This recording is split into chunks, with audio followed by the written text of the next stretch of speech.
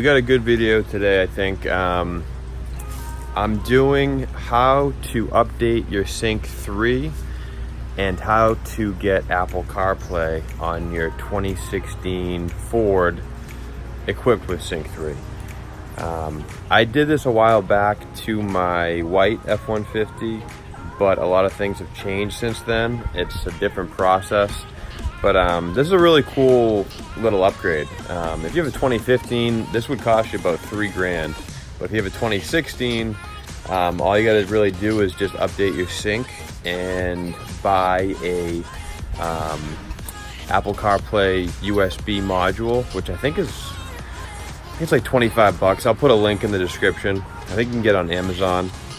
And yeah, it should be good. It's not too difficult, but it's confusing enough to where if you didn't have some kind of a step-by-step instruction, it'd be aggravating and you might want to give up.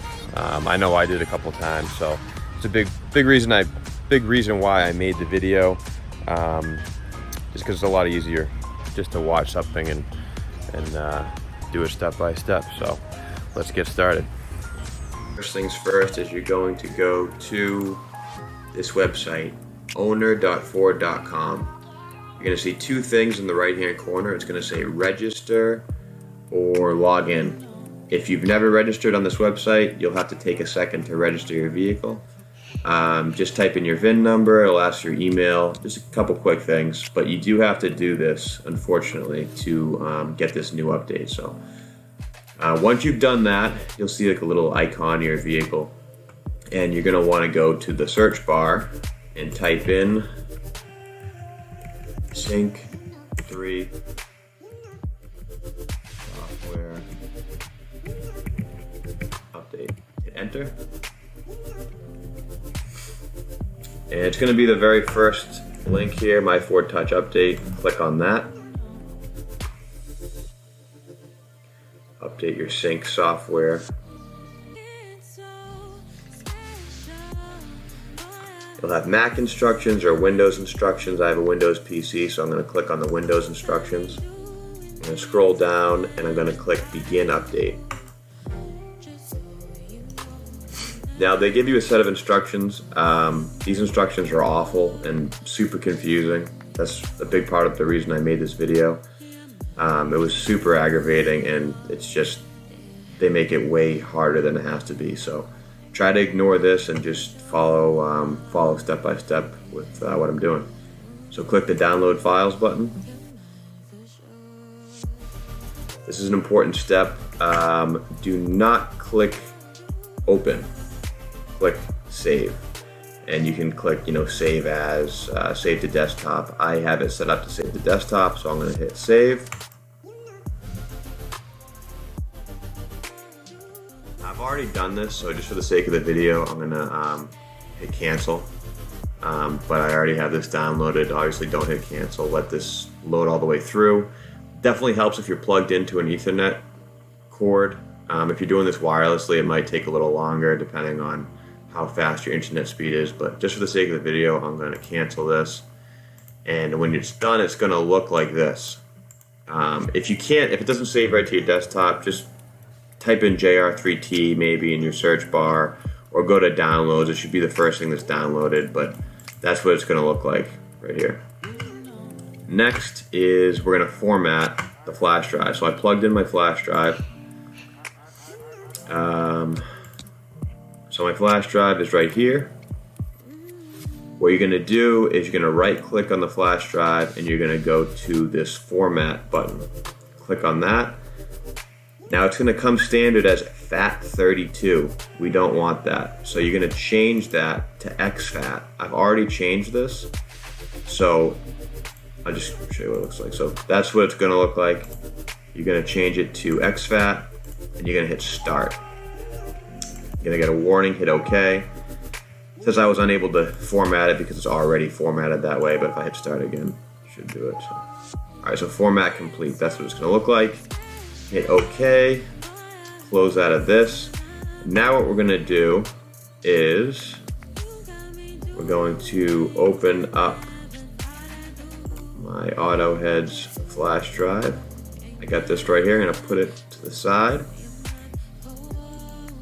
We have our auto heads flash drive open over here, and we have our zipped file that we downloaded to our computer. So right now we shouldn't have anything on our flash drive. It's formatted to exFAT, and it needs to be at least an 8 gigabyte memory card. So we got these two things on our screen. What we're going to do is we're going to right click on the zipped file, and we are going to hit open with,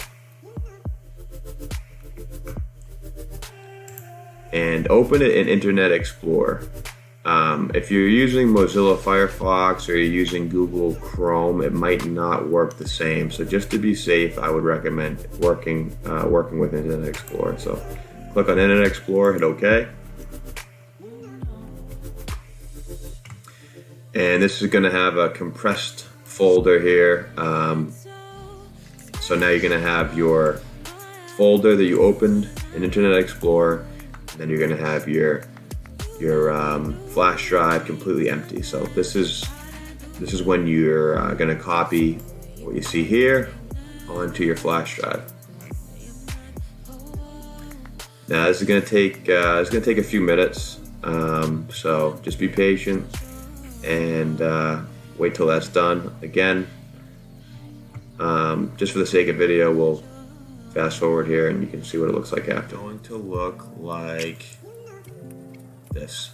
You're going to have these four things: a compressed, a zipped little folder right here. You're going to have the Sync My Ride, and then these two folders right here. That's what your flash drive should look like. If it doesn't look like that, then you probably got your steps mixed up a little bit. But this is what it should look like, and this is really the last step. This is the last thing you have to do on your computer. So just to safely remove, right click on your flash drive, hit eject, and we'll get to the next portion of the video outside, plugging in the flash drive to your truck or to your 2016 Sync 3 vehicle. Okay, so we're back in the truck. We did everything we needed to do in the computer. We got Sync 3 update onto the flash drive, and now we're actually going to plug the flash drive in to the USB port. If you have a vehicle that has multiple USB ports, that's a 2016, make sure you use the USB ports in the front. The USB ports in the back, like in the F-150 for instance, in the rear seat, those aren't connected to the computer. Those are strictly for charging your phone. So if you're going to do this, use a USB port in the front of the vehicle. So with that, we're going to take flash drive, plug it in,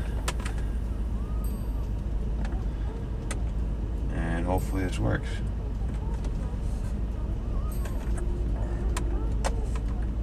If I can plug it in. Alright. So that's good. It says updating system software. You want to see that. If you don't see that when you plug in your drive, you probably didn't do something right. But it's going to say updating software, and Ford says it could take up to 60 minutes for this download. So I'm going to pause it here and I'll start up when it's finished.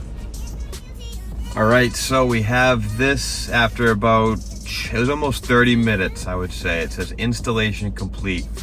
I cannot overemphasize this enough. I made this mistake. I know a lot of other people make this mistake. Is you get that update prompt that you saw last time in the video, in the last clip, and it goes away, and you think, all right, cool, I'm good to go. And then you go and check your settings and you see Sync 3 and you say, awesome, sweet, and then you unplug the USB and it doesn't work.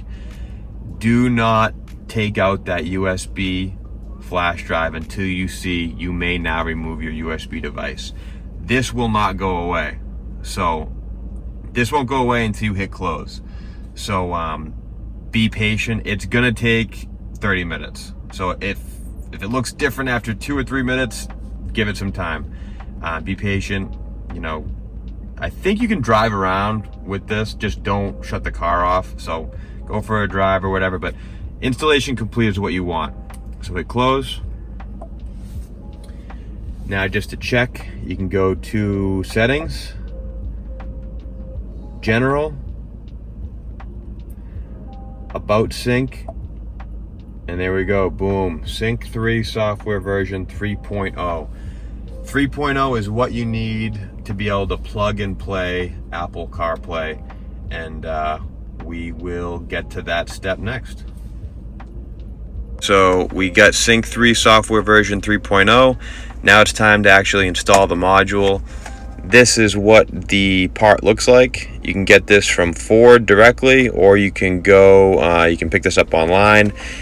If you can get this on Amazon, I'll put the link to, I'll put the link in the description of the video. But that's the part number. I had this originally on my white F-150, so that's what it looks like. It's basically it's the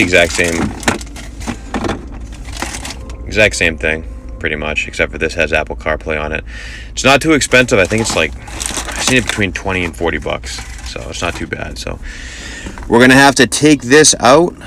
I would recommend using a screwdriver with a very small flathead on it, and I'm gonna put some painter's tape on the edge of it just to protect the paint. But don't be too concerned. You can get a pry tool, but to be honest with you, it's not something that's super visual. If you put a couple scuffs in it, it's not a big deal. At least it's not a big deal for me. But I've done this before, and it looks fine if you put a little painter's tape or something to protect the edge of the screwdriver when you're removing it. So let's get to it. All right, so I got my screwdriver. I wrapped it in some painter's tape to give the plastic housing a little protection. There's a little bit of a technique to this. I go to this far left-hand side. I go dead center in the middle, and I'm gonna pry and pull just from this side. There's some other videos you'll see, you start working around the edges. To be honest with you, I think this causes the least amount of damage. If you just pry it from one side, the whole thing will pop out, so I'll show you that.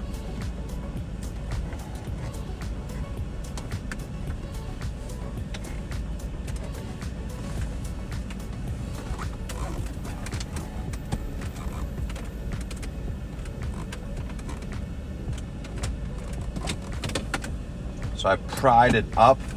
Now I can just put my hand underneath it pretty much and just give it a good pull, and boom, the whole thing comes out.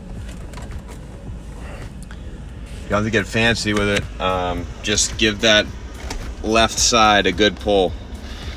And as you can see,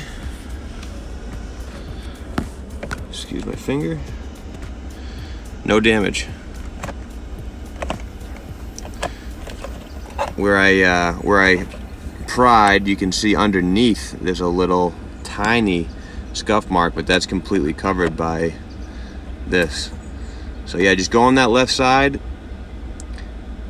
pull it up. Once you'll feel it kind of like pop out. This little tab will pop out, and then just give it a good firm pull from this side, and the whole piece will pop out.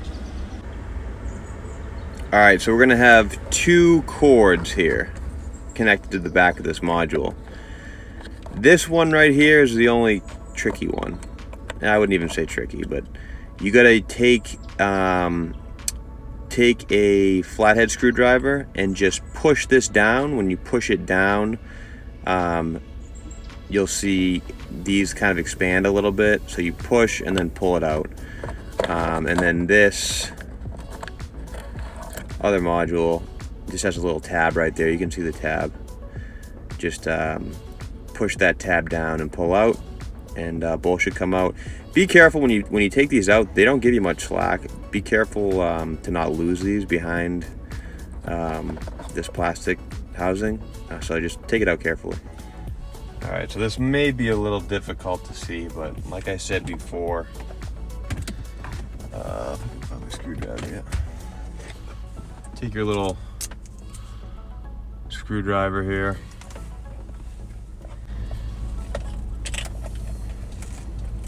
You're gonna press down on that tab.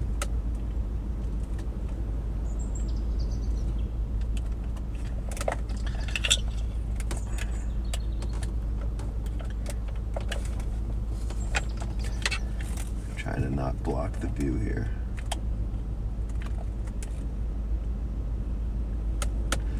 Once you press down on the tab,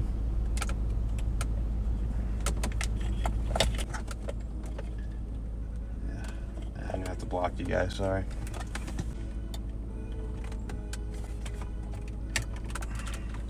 There we go. And it comes out. So I might have blocked you guys here, but this little screwdriver, this flathead, is perfect because you can push it. You can take the wide edge and just press it. And when you press it, these little prongs open up and it comes out. So be gentle. These are two little tiny wires in the back here. So just be gentle with it. And then the next one, you probably see here, there's a little tab right there. Just squeeze and pull, and you're out. And just kind of gently let go, and you'll have those two. You'll have your removed USB, and then you're gonna plug in the other one in the exact same tabs, put it in, and you should be good to go. All right, so I'm gonna plug in my phone to the new module. Boom, baby, Apple CarPlay. I'm pumped. This is awesome. I had this on my old truck. It's so nice to have, and this is a brand new updated version. It's a lot quicker. I've already messed with it a little bit. You got podcast messages, 3 different kinds of maps. It's awesome to have Waze on this big, huge touchscreen. Pandora, and there's more and more apps being added constantly. So yeah, pretty sweet upgrade for the money, and I'm excited. Hope you guys enjoyed it.